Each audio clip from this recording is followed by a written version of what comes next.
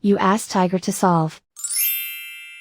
This deals with linear equations with one unknown. The final result is t equals -5/29.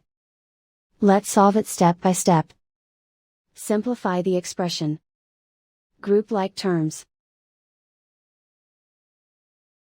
Combine like terms.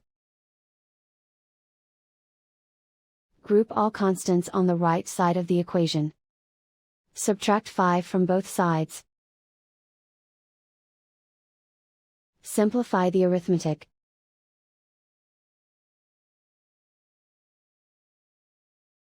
Isolate the t. Divide both sides by 29.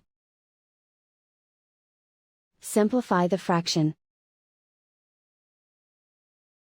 And so the final result is t equals -5/29.